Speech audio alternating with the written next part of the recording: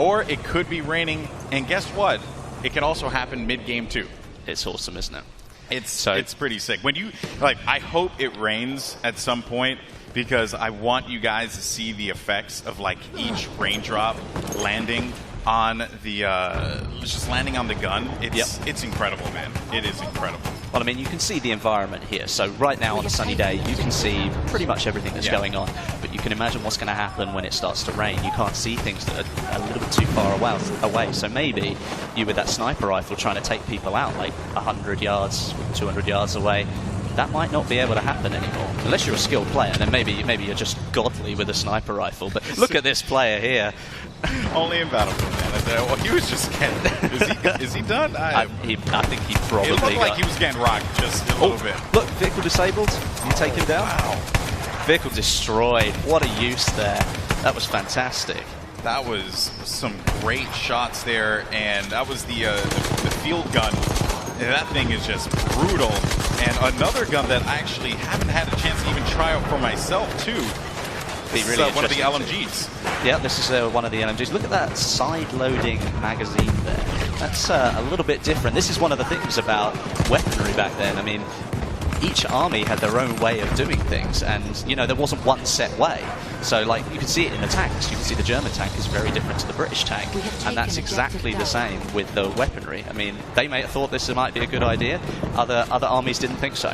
Yeah, what's really cool is that it's a balance of, you know, the testing of what we saw in World War I, the weaponry that we saw being tested in that time period, as well as what was actually used, you know? Correct. So there's a lot of cool, different kind of gameplay elements there, all in the interest, most importantly, of fun gameplay, right? Which this game certainly is. And look at that stare. The death stare right into the He's camera. intent on winning. The team needs this time. Team needs. All right. Well, let's see. Hopefully they could pull out the W here.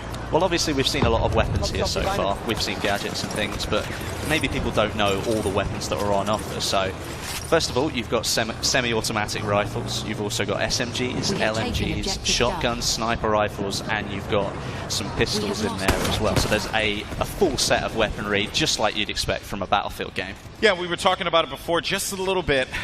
You know, the gadgets, you're going to see anti-vehicle grenades for the assault, trip mines for the support, as well as ammo bags for the support. Correct. You're also going to see the medic bag and the revived syringe, which you may have caught a couple times in some of the videos for the medic position. And then you have the signal flare, which spots enemies for the sniper. That's quite exciting stuff. And then the rocket gun for the assault. Now, we haven't seen rocket gun be used just yet, but essentially what it is, it's exactly as it sounds. Yeah, it really is. It's a rocket gun, but in order for you to fire it, you have to go prone. Or you can set it up behind cover, and then you can use it as a resting point, and then you fire it. It really does have some extreme power behind it as well. So if you can use it effectively, you've got the opportunity to do some serious damage. And then the last thing I want to talk about are the anti-vehicle rounds. Yes. From the sniper. And I actually had a chance to use these earlier when we were setting up the gameplay arena. And well, you can, as it says, you can do damage to vehicles with your sniper rifle, but you have to sacrifice your weapon, really, because you change and you move from firing normal rounds into using something that is purely designed to take down vehicles. Now, obviously, it's nowhere near as effective as like the anti-tank grenade, but you've still got the opportunity as the scout class to, or just honing in on a gunfight there, but you have the opportunity to maybe help your team take down a vehicle. You could take it down if it had a little health left, but you still feel like you've actually got a chance in that fight between you, just one infantry player, and a massive tank. Yeah. And I have to say, man, X Factor has been so impressive. He's been a one-man army, going for the tanks, going for the close-range gameplay, even playing some range. And just look at the way that he is absolutely lighting up the other team. They are approaching him from all angles, and he is holding it down. I believe this is his teammate as well. No, that was not. It was evidenced by that there. So that was Doom 49 coming in hot with that pick. Good stuff by Doom there. Yeah, definitely. I mean, look at all the concentration here. All of it going straight into the game. Every one of them intent on getting the points that they want, trying to capture those objectives. Yeah, and also I just want to highlight something too. So you guys may have noticed that you see a couple doors, scattered about. And here's the good news. There's this really cool and a good revive there. Nice. Fantastic. Nice to see. That was going to be Matt there with that revive. So I just want to note one of the coolest things that they added in Battlefield 1 is the charge through a door. So you close the door, you think to yourself, man, I have security. I feel good, Westy. I'm protected. No, you are not protected, my friend, because I can charge right through that door and say, here's Johnny. It's awesome. I love it. You don't have to stop at the door anymore, which is actually a limitation of some of the older games where you had to wait for the pop-up to come up, and then you could open the door again. You could, of course, blow the door off and then not have that option, but now you've got literally just charge straight through it, full speed, and you don't have to slow down, and the enemy doesn't have that chance to get away anymore. Great shots there. A little bit of a bombing run. Oh, nice. Not bad, not bad. And again, they have so many great players here, from guys who come from the Battlefield community, popular content creators, and of course our celebrities that are here playing today. So you're seeing just a diverse mix of skill here. But what's really cool and always impresses me is air gameplay, man. Because I can't control a plane to save my life. It is like the saddest thing. Someone watched my stream. I remember one time I hopped into a jet, and then the jet blew up the second I got inside of the jet. I don't even know what I did. I have no idea. I did it. I said I committed. I took myself up. Wesley, please. I don't know what to do here, man. Well, looking at this, I mean, we were looking actually at a semi-automatic rifle there, and you have to load every single bullet. So, you've got to be really careful. If an enemy's sort of hanging around, maybe you don't want to fully load all of those bullets, and maybe you want to switch to your sidearm. Might be a little bit more helpful in that situation. Yeah, and the sidearms, too, they have a lot of kick to them as well. Definitely. In previous Battlefields, I would be able to whip out the sidearm and get some reasonable shots at a distance. This time around, though, not the same thing. That gun has a lot of kick to it, as do a lot of the weapons in this game. They have a lot of kick. A lot of different bullet drop as well as drag. There's just a lot of different gameplay mechanics at play here. And also, you had mentioned before, or you alluded to it, Wes. You pointed to me, the airship has arrived. Yeah, it's coming back in again, so we might get a shot of that in a minute. And actually, what we should do is maybe just go into a little bit more about the airship and maybe see if we can show some of the power that it possesses, because it was good to see people firing off some of those shots, showing what damage it does on the ground. Be interesting to see. Feels bad, man. No, he's typing. Here it comes. Bad, man. Here it comes. It's great. And one thing that I think we will mention about this airship is that it is fully controllable by the player. Now, in the past, you might have noticed some of the bigger objects in the Battlefield games, but this one is fully controllable by the player. So all that power, you can take it wherever you like. But obviously, it's a huge object in the sky. It's not like it can turn around in a couple of seconds. So if you want to go somewhere, you better pick that out in your head just as you start using it and then head for it. Don't change your mind, because it takes a long time for it to move around. And you could obviously get taken down by that point and not be as effective. Also, I want to note too, you saw when he picked up the, that mounted machine gun there. Yeah. Visibility, right? A lot of these weapons, even when you talk about the airship, right, and like what it's able to do, what it's not able to do, it's still a behemoth, right? But, at that time, right, visibility was very limited. It was all about protecting yourself. So you'd see shielding all over the place. Yeah. Even some of the armor that you would see back then, because they actually wore full armor in World War I. Yep. It was insane, right? Especially with the weaponry that was at play at the time. But it was just the concept of running around with just full-blown armor. And even for those mounted machine guns, you see the just the visibility, the lack of visibility that you have. It's a trade-off for such a powerful weapon. Correct. I mean, that's something that you will know all the way through Battlefield 1. I mean, even looking at it here, you can see this tank's just pushing its way on through, but there are certain areas where you're like, right, well, I've got to try and get this tank out of a tiny little gap that I've got myself stuck in. It can't turn very quickly, it can't move very quickly, so you really need to be ready for the situation. You've got to learn how things really work. Like the semi-automatic rifles, for example. Once you've fired all those shots, you've got to individually reload, where an SMG might be better because you just pull out the magazine and pop another one in, away you go.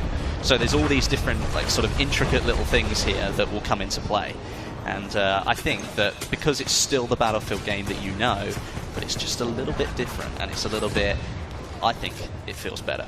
It's guys, I'm not even kidding, this game is like, look at this, nuts. You see the top mounted magazine there getting right in the way, like what you were saying. It's like, people thought that was the best way to do things. We'll get it top loaded so it's easier to fit a new magazine in. Oh well, but it's right in the middle of my face, so it's just one of those things. Yeah, now of course we have just an update to the score there. It seems like the German Empire is doing a really good job continuing to rack up points. We have just under, I believe, like 3 minutes or 4 minutes for this game before it concludes, and a great run here with the plane. Does a substantial amount of damage there, coming back in for another run. And there's a lot of things that we can cover about this game. You're even seeing it here, actually, when X Factor was looking at it. You can see that wherever there's an explosion, right? Oh, we goodness. got taken down. That's unfortunate. Big Star just ran him over.